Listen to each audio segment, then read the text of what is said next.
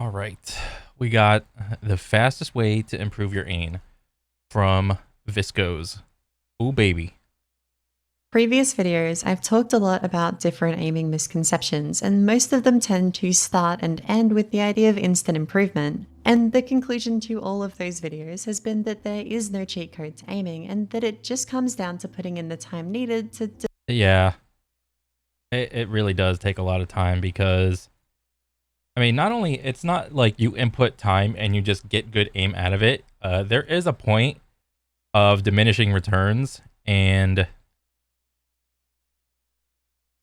you need to put in more like mental effort than you are used to. I mean, is what I've learned. Because she just flashed like what 1,500 hours. I'm at like 17, and my aim is not as good as hers, like by a long shot. Okay, so I too could learn a thing or two about a thing or two from Viscos. Develop your skills. But then, if you can't optimize outside factors, can you optimize the time you put in instead? Is there a Yeah, most efficient way to train your aim? And if there is, what is it? And how far can we narrow this down? yeah. So for me myself, I mean, I think I plateaued out at about like Master 2 ish on like the Season 3 benches. I tried doing the Season 4 benches and I got like a couple scores in Master. I don't have like any Grandmaster scores. I would like to, but I mean, it's just a simple like I need more time, or maybe not more time, but like maybe change my mental, essentially.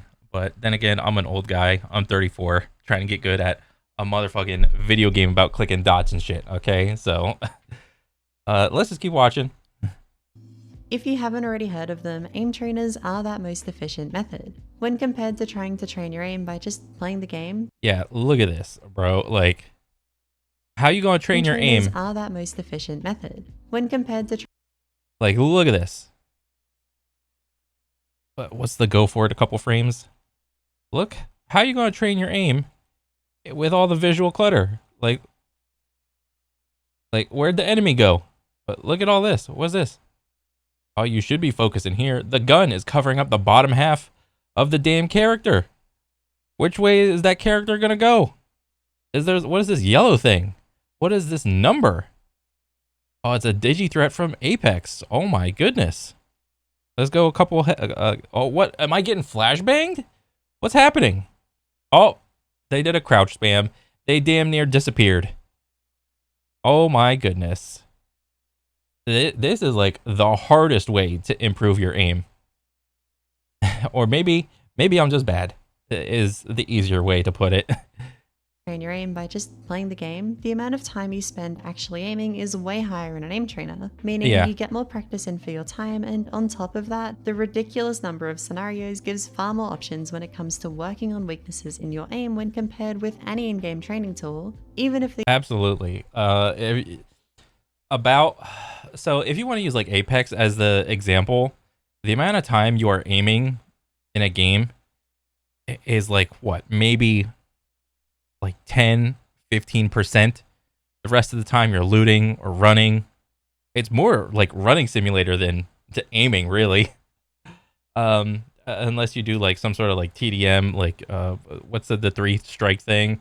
But you could extend that out to different FPSs, and this is what I think a lot of FPSs are lacking is they are simply just lacking many just fun little side modes to just spend time in the game. You know, if you're not grinding the ranked ladder of your favorite FPS, you know, you can chill out and essentially just go into either the firing range or practice mode or whatever, or like some sort of TDM in your favorite FPS and train your aim that way.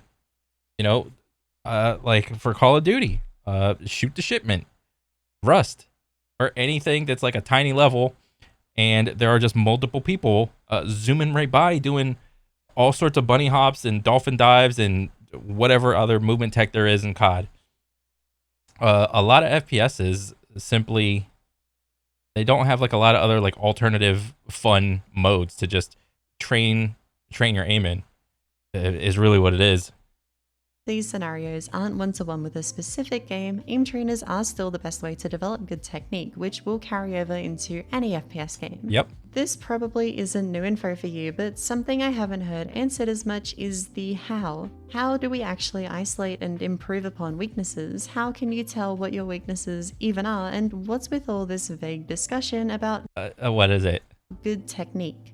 Yeah. I mean, to me, it it's so hard because aim training is so new, but you'll have a lot of the aim train people, uh, because it's like a mixed bag. If you want to get good at like aim training, well, take up coaching, and I'll tell you all the good techniques. And even when you go to like the tippy top people, they all have different techniques. But there is like a general trend of you should not be death gripping your mouse. You should barely be trying to. You should try to increase your smoothness, and once you have like a decent level of smoothness, then increase your speed a little bit, depending on whatever scenario you're doing. But the general sense is like that's all I can say is just general things like reduce tension, don't death grip your mouse so hard, like constantly be trying to like lighten your grip, like don't put so much down pressure on your arm and whatnot. But for every different bench there is more or less like a kind of different technique, and also there is the whole aspect of what your eyes are focusing on. None of the aim train people have like an eye tracker, and with like a lot of these scores where people are hitting like 2, 3, 4 targets per second, it would be really interesting to get like a high quality like eye tracker on some of these top level aim train people to see like how fast their eyes are moving, because it's hard to communicate eye movement. Okay, so that is an aspect, and it's just I don't know, it's hard to communicate, but it would be easier if somebody had like a more than 60 FPS like eye tracker thing to help like understand like what is going on. What do you mean by reading the target? What do you mean by peripheral vision and target acquisition? Okay, then with the eye tracker, you can kind of see like where their eyes are focused on. My goal with this video is to go through everything you need to know to get into aim training and how to get the most out of it. I'm hoping Tile frenzy, 24/7 tile frenzy, jumbo tile frenzy. to write this in a way that will naturally follow player's progression, and the info will build on what's said prior. But if you are more experienced and already know the basics, don't be afraid to skip ahead. For now That's though, okay. let's start at the start. Which aim trainer should you choose? They're all good. They're all good, really. There are two main options I'd recommend to beginners, Aimlabs and Kovacs. Kovacs has better scenarios that cover a wider range of skills, and I strongly recommend it if the main game you play is Apex Legends for a reason I'll get into later, but Aimlabs is free. If Yeah. you aren't sure you want to spend a lot of time aim training, I recommend starting with Aimlabs and seeing if you stick with it, and if you do, swap over to Kovacs. If you are going to put the time in, it's well worth the asking price. Yeah, I mean, my favorite aim trainer is Kovacs, but it's not like Aim Labs or Aim Beast are bad choices. Like they're all good. Like for as fewer scenarios as Aim Lab and Aim Beast have, as long as you rep the scenario hard enough, you can get some pretty decent aim gains, which is hilarious to say. So you've got your aim trainer. What now? Yeah, The I think this is the fucking first like scenario I played, if I recall correctly. Like upon booting up Kovacs, you'll see like the number 1 and number 2 scenarios are Jumbo Tile Frenzy and this thing, like a tracking thing and like a speed clicking thing. I remember playing those at nauseum alongside with what do you call it? Reading the Aimer 7 paper on like what you should be doing. first step is to get some nice settings. I've linked 2 videos below, both by Matty OW, where he talks about his Kovacs and Aimlab settings. How much these matter for improvement is debatable, but I personally And honestly, that's a huge speed bump right there. It's hard enough to get people to try what do you call it, aim trainers in the first place, and then you want to add the speed bump of you got to have the correct settings. uh, I really think that the scenario should just become like the settings should be baked into each scenario of what's like the most optimal setting, but like the default setting should be like the most optimal one. You know, you can still like freely go in there and customize it to your liking, but like for all the, at least like all the benches have like like this is what the audience voted as the most optimal setting, like this wall, this ceiling, this floor, this like bot color and whatever, and you could choose your own little crosshair, whatever. I think that would be better because the fewer speed bumps that you can take away from getting into aim training, the more appealing it will be to the masses. And it's like aim training is already a hard enough sell as it is. Like let's get fucking real. personally find it a lot easier to commit to playing aim trainers with nice hit sounds. Another thing about aim training is the more hours you sink into aim training, the more money you save on buying video games. And that's the truth, man. Like I have seen so many games like come and go, and surprisingly they used to be a lot of my favorite like franchises that I used to like as a kid, and then oh surprise surprise, let's reboot up this franchise, and then all of a sudden it comes out and it's like, oh, it's got bugs, it's got this, it's pay to win, it's free to play, it's got battle pass, pay for cosmetics, so much random shit, so much visual clutter, whatever. And not just FPSs, it's, you know, like single players as well. You do save a lot of money in terms of like video game buying. Like your wallet is happy when you like actually focus in on aim trainers. So there is a plus. Sounds and visuals. After that, I'd recommend trying the voltaic benchmarks. These aren't an all-in-one training tool, but they do provide some good scenarios to start with. However, more importantly, they give you an idea of where your skills stand relative to each other. Yeah, like when I first started, I was like, what was this, gold? I was like iron everything. I was like iron and bronze everything. Yep. And then I think I played it on like maybe not like this mat, but like maybe the G Pro, just the Logitech G Pro, like the wireless, not the super light, the slightly heavier one. That's what I played on all this shit on. And I played on some big ass pad on some low ass sensitivity, and I thought I was good until I saw all the benches, and I was like, oh shit, I'm actually ass. Still kind of ass, but not as much. This is the easiest way to identify weaknesses when you're starting out, and I think when you're below diamond on these benchmarks, it's worth trying to keep all of your skills at mostly the same level. So Yeah. if you have any categories or scenarios that are significantly lower than everything else, try to bring those up to the rank of your best skills. This is That is fantastic advice. Like for all the benches, there's like, you know, you once you like get into the weeds of it, you'll quickly realize how many benchmark sheets there are for like this aim group, that aim group, so on and so forth.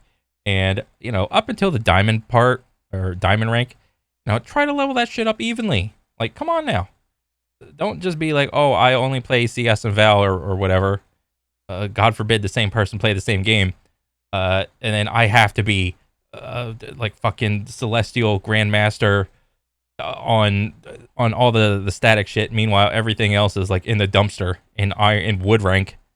This is because even though some skills are more applicable to some games than others at all levels, but especially when first starting out, the concentrated practice that any of these scenarios provide will benefit you in game, even if right now it might not be obvious how these things link together. Oh yeah. If you're on AimLab, you can find the benchmarks on the Voltaic website. Click Assess Your Aim and try out the scenarios, and it'll automatically fill out your scores for you as you play. This is going to be done with Kovacs benchmarks at some point in the future, but for now you can find them on this spreadsheet. You fill your scores in here as you play each task, or you can use the Auto Updater tool, which does this for you, and all three of these are linked in the description. Nice. I would recommend only playing the benchmarks maybe 2 times a week at most. They are good for testing yourself, and especially when you're first getting into aim training, they will. Yeah, this is like great advice. When I first did the benches, what did I do? I think I like grinded like one bench into the dirt until I got like a rank I was like satisfied with. and then I think I just moved on, and I just went up one rank. You're like, okay, got what do you call it? Well, let me see if I can just open this up really quick.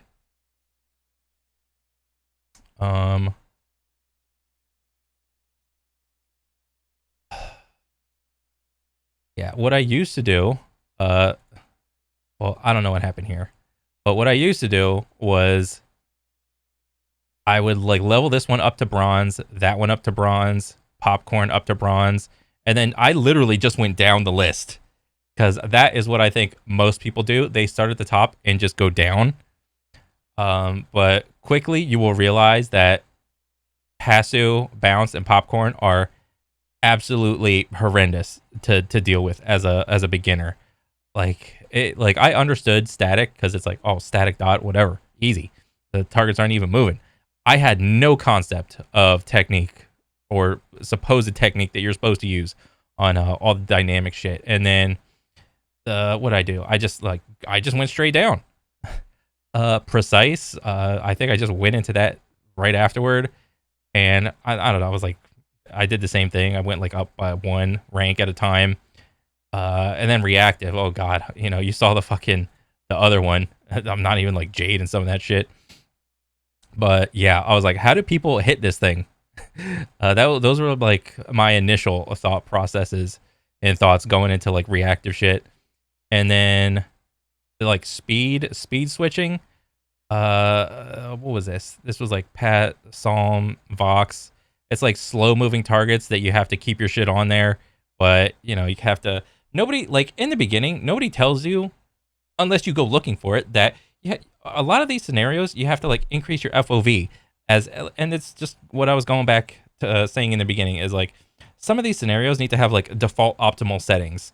So you click on the scenario and then oh my god, the FOV is like widened up a little. Like it's really hard to get a lot of these like upper level scores without increasing your FOV. I mean, maybe that's just a cope, but I don't know. And then again, I just went down the list.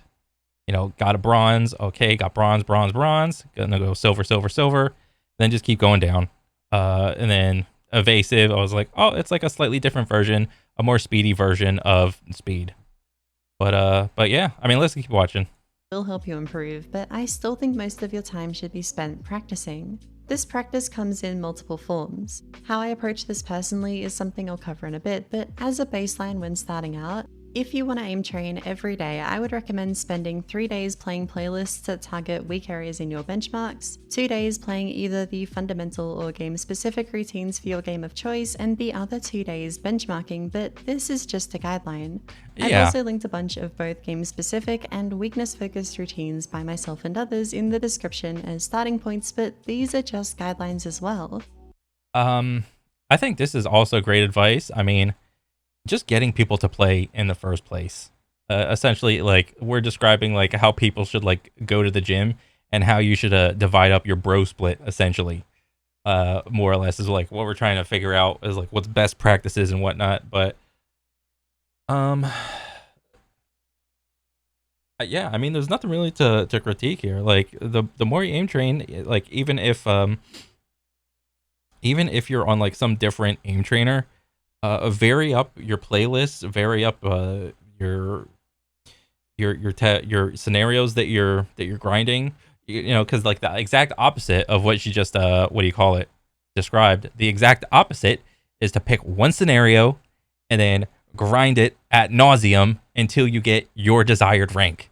And then once you're satisfied, pick another one, grind it until you get your desired rank, and just keep going.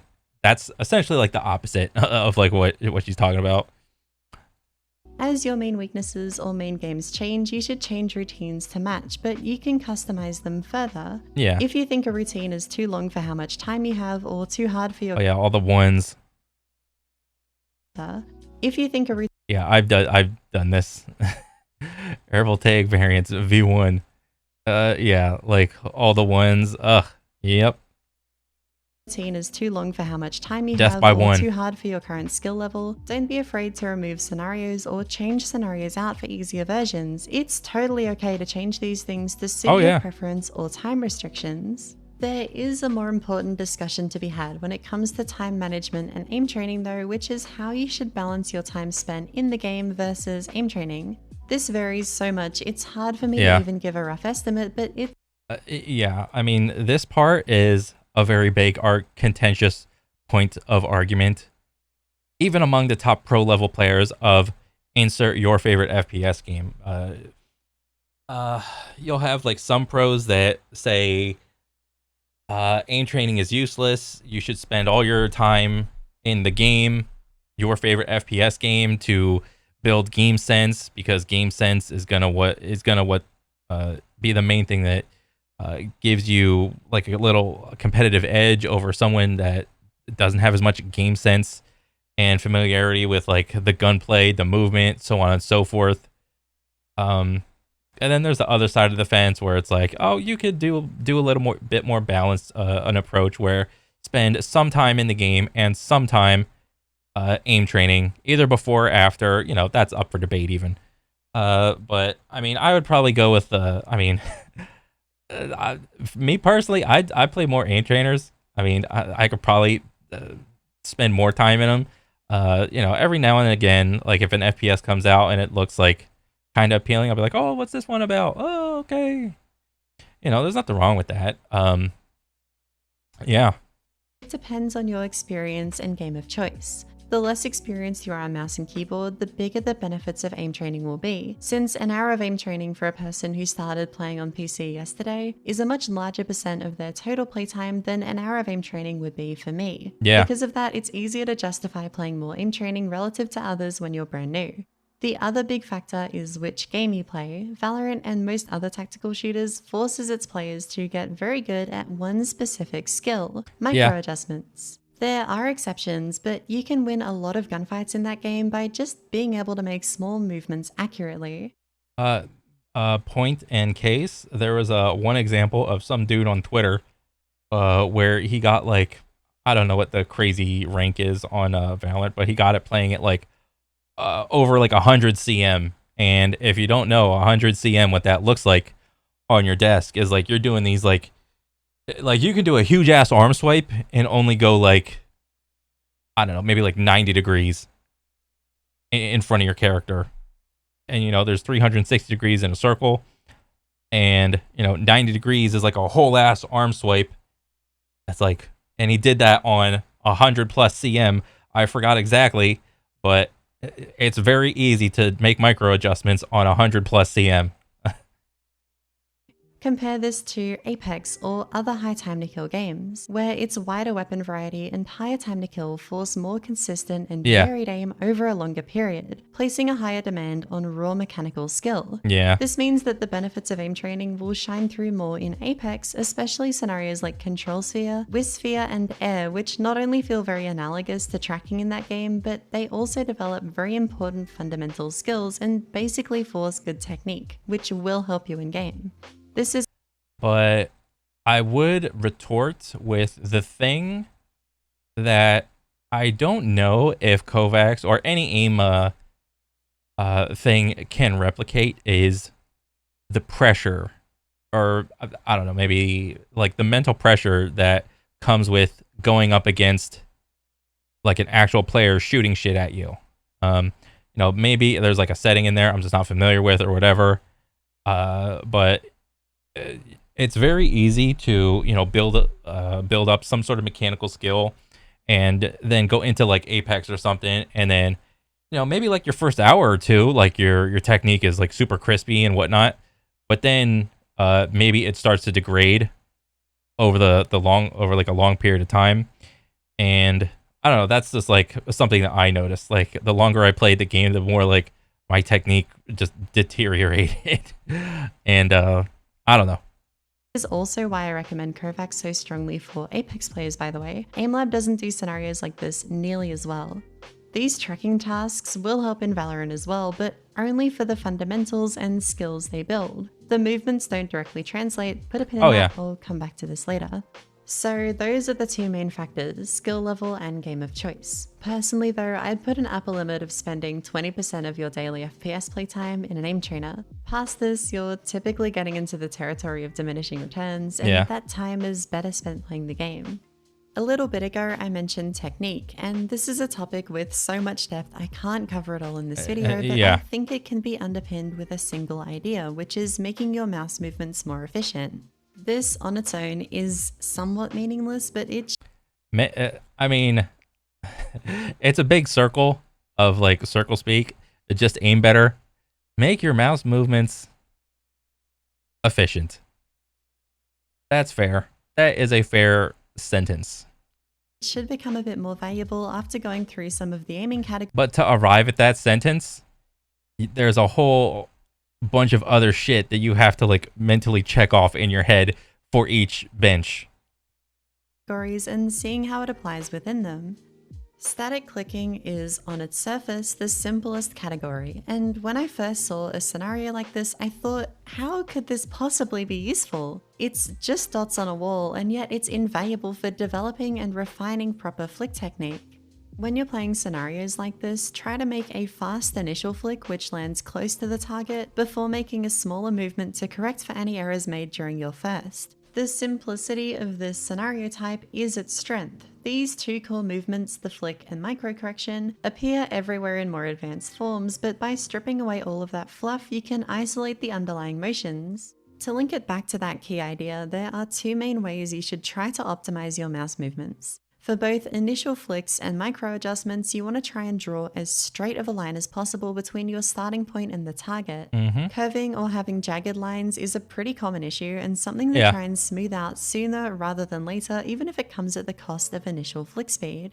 The second thing to focus on is where your flick lands. Obviously, dead on is ideal, but this isn't always possible, and underflicking is far preferable to overflicking. This is because of the change in the direction of the force you're applying when you overflick and have to correct backwards. It's a lot harder than just following through with the same motion. This concept is even more applicable to tracking, it just applies in different ways. Ooh, I have never really heard it explained like that before. Like I always understood like whenever you go into like static shit, always try to prioritize underflick rather than overflick. But that reasoning, I don't know if I've ever heard that one before, because it's harder to go backwards than it is to just pick your arm up a smidgen and just keep going it at whatever distance. Maybe I'll try to apply that. And then same thing with for tracking. One of the most common issues I see in tracking is over-adjusting after the target changes directions.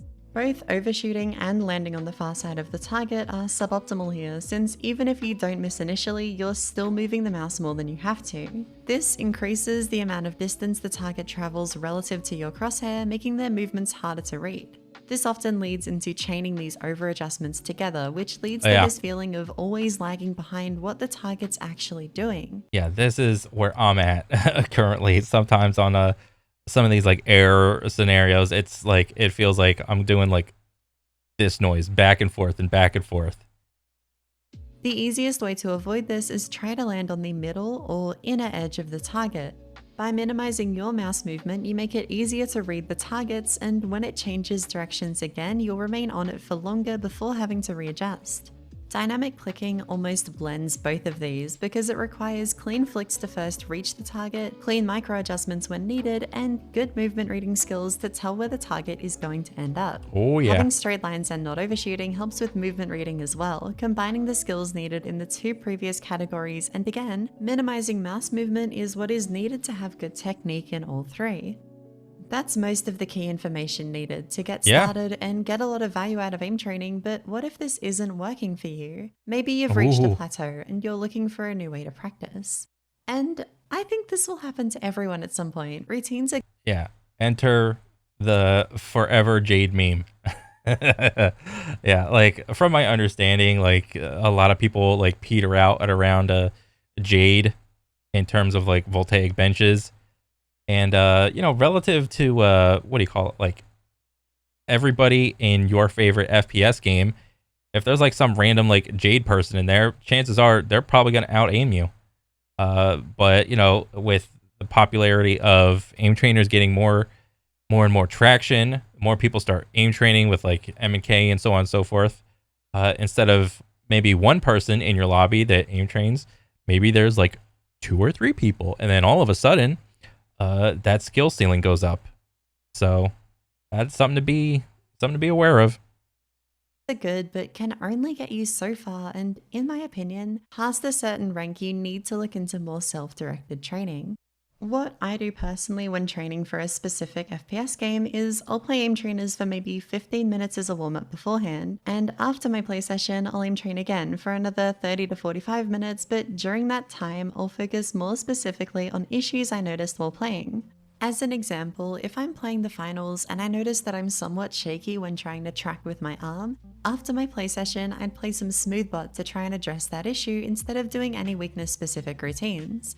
The caveat with this is that you have to be able to pick out your issues very quickly.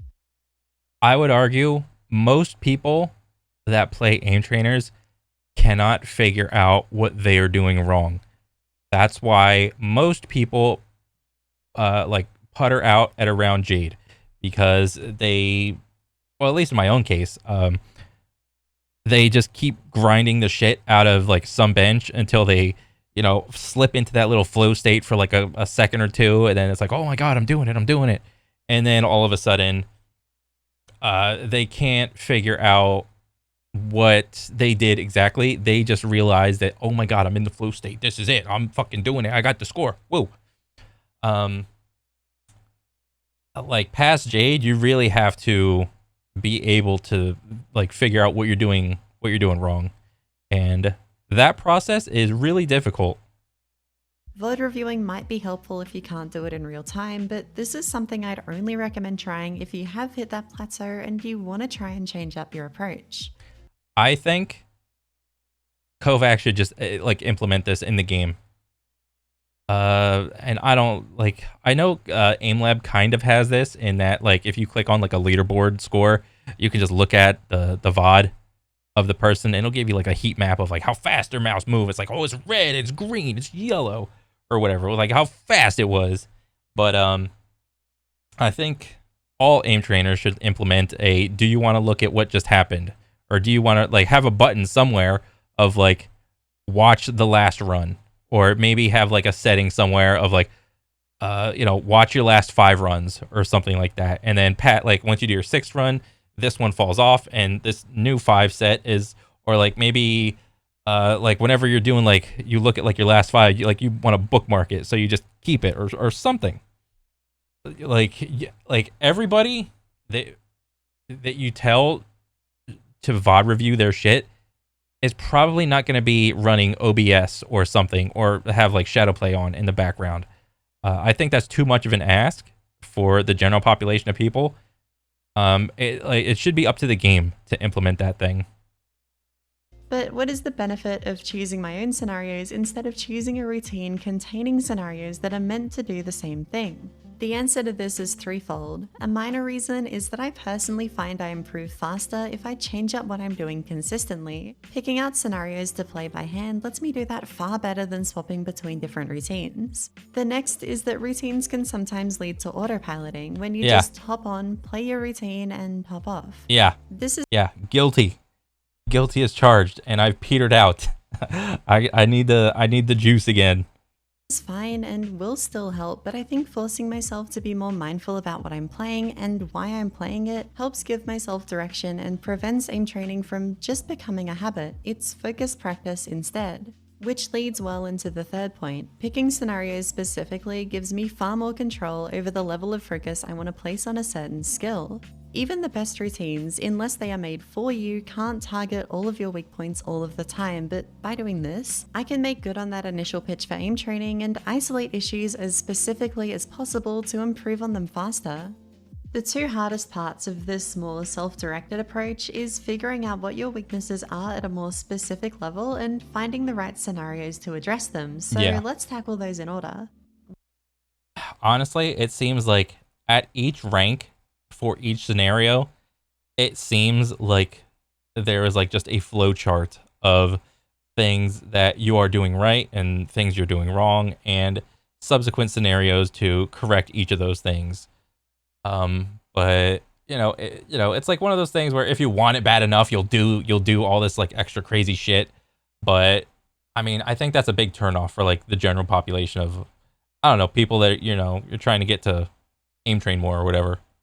When VOD reviewing your aim trainer gameplay, try to find a top run of that scenario and compare and contrast your run with theirs. To be specific, look at the differences in your approach and what skills they're leaning into to play it the way they do. I think this is best explained with an example, so I'm going to compare my static runs with a previous top static player with a similar style to my own. Trust the mix.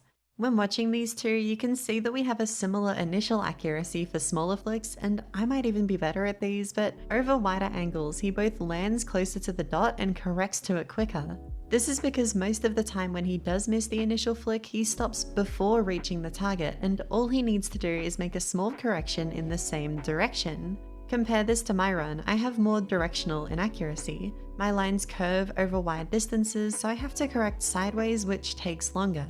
So I don't need to work on my closer flicks for now and should instead focus on cleaning up my lines on my wider ones. Even though Trusty and myself are fairly close in scores, this method still works with a wider skill gap between you and the person you're comparing to as well. Even if you can't isolate a specific thing that you're worse at, you can identify how they're approaching the scenario and figure out where you differ. For another example, Yeah, you can break down something something as simple as like static, like one wall six target small. There's a ton of different stats that you could just tack on.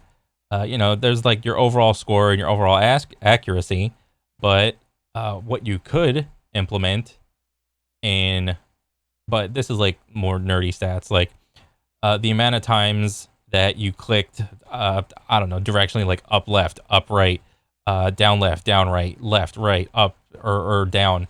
What did you have to travel like pretty far, or were a couple of your shots like really close? Like all of that can be quantified. my girlfriend JD has gotten into aim training recently and she watched Matty's VODs to learn from, even though she was several ranks lower. On Bounce 180, And interestingly enough, I think Bruce Lee said this. If you want to get better, just watch what all the good people are doing and just copy them. If you want inspiration, just look at what all the good people are doing. Bruce Lee didn't say that exactly, but he said something like that along the lines. Like, why would you bother watching some like mid-level person? Just watch what good technique is, and then try to replicate that. specifically, she noticed that he would mainly focus on targets towards the center of the map and often kill them right after they spawn, whereas she would focus on all targets equally and because of that lost a lot of score going for ones near the corners. By addressing this core issue in her approach, she was then able to focus on improving specific things like leading shots and building up speed over time instead of being stuck because of an incorrect technique. But how can you know what scenarios to play to actually do any of that? There is a list of recommended scenarios for Kovacs and AimLabs by Voltaic, which has heaps of things to try out sorted by category, which should help narrow them down to what you're looking for. But if you want to be more specific, try to play variants of scenarios you know of by searching for the keyword of the scenario name or a part of the scenario's name. Right up there, Air Celestial. Hot diggity. So for my example of trying to improve my static, if I type in 1W, one of the scenarios that comes up is 1W2TS, and by removing two of the dots, it forces me to isolate the larger flick specifically. Then if I search for that, 1W2TS Pokeball appears, which is a variant where I don't have to click, and I can just hold down mouse 1 for the entire scenario. Bro, funny thing enough, when I first learned about Pokeball scenarios, I had no idea that I was supposed to hold down my mouse. And I ended up, because I played it a couple times, and every time I would like click on a dot, I like sometimes the dot would go and then other times it wouldn't go. So I thought there was something wrong with my mouse. So I ended up buying like just another mouse because I thought mine was defective. Nobody told me I had to hold that shit down. Oh my god. But now I have a backup GPX. Letting me be even more specific with my practice. And then I can type in Pokeball and try all of these and so on. By trying different variants and taking note when a scenario is really good at targeting a certain issue, either mentally or by writing them down, you can build up a list of scenarios to refer to when you do identify an issue to work on. But of course, the hardest part of all of this is figuring out what a scenario actually trains. This is challenging for so many reasons and Yeah. varies based on your approach, but I think that tearing down the core categorization the benchmarks used is a good start. And I know I've used this structure all throughout the video. It does have its uses, but when looking at aim at a deeper level, I think it's counterproductive to keep this limited framework. I'm sure you've heard something like static and dynamic for Valorant, smoothness is good for Apex, and reactive for Overwatch, and all of this is true, but Yeah. I think it overlooks how interconnected aiming actually is as a skill.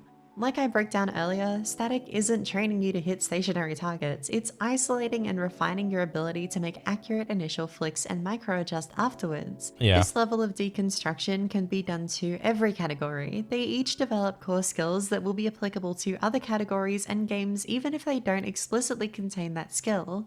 So then, what is tracking training? Well, your tracking, but also your micro-adjustments. Tracking is training so much. I think in the beginning of, and let's just take a second to appreciate the visual clutter right here. That's some good ass visual clutter. But anyway, visual like tracking was my hardest scenario, and like I could put in so little time and get so much like increase from doing static scenarios. Like I would have to, like me, I have to put in like about double, if not triple the time for any tracking scenario to get any sort of like congruent increase of like increase in like percentile or score or whatever. Yeah, tracking is just a bitch. It's hard. You you have to target read, you have to speed match. You know, you're not supposed to predict, but all the best scores end up predicting because they can read the target and can kind of, you know, match the target direction and speed and so on and so forth. And all while maintaining like a very light grip on your mouse. You're not supposed to be death gripping. But yeah, tracking's tough. When you break down a scenario like Control Sphere, it consists of a micro adjustment and a follow through, and when you look at it like this, its application in Valorant becomes a bit more clear. It's training those core movements, and even though they won't be as exaggerated in game, that control still translates. How about Air then? Air trains a lot of things based on which bot you're on, but I'd like to zoom into this one. These long strafes are working on your ability to track other long strafes, but also developing the skill of going from a wrist micro adjustment into tracking with your arm while maintaining good smoothness. And then those arm movements are working on your stability, giving you a finer control over the speed your arm is moving at, which then, weirdly enough, will help your static dots. By developing that control with your arm, slowing down at the end of a flick becomes easier, your movements get less jagged, and transitioning into a micro adjustment is more fluid because you've already trained blending different muscle groups together. This series of links is kind of like a big ball of string. Yeah. You find the right string to pull and it all comes loose.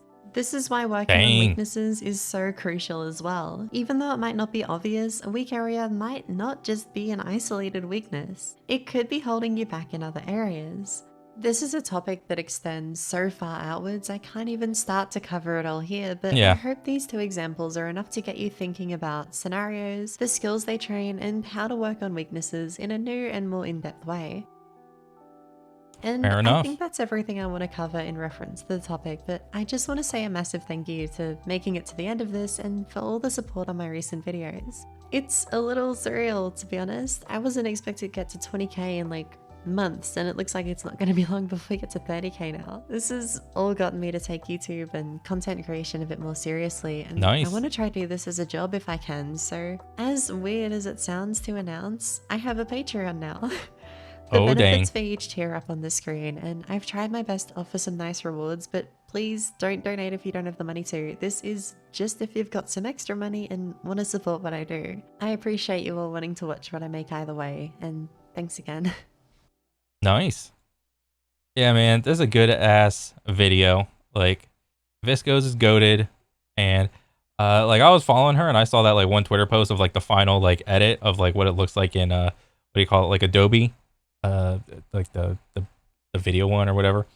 And yeah, this took like a lot of effort, and this is awesome.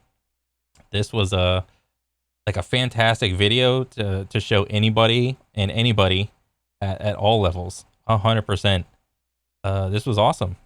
But yeah, like I'll be on lookout because I know she's going for like what do you call it, like a celestial complete.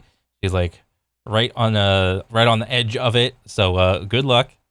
But yeah, awesome video, and I hope to see more. But that's it for me. I'll catch you guys on the next one. All right, later.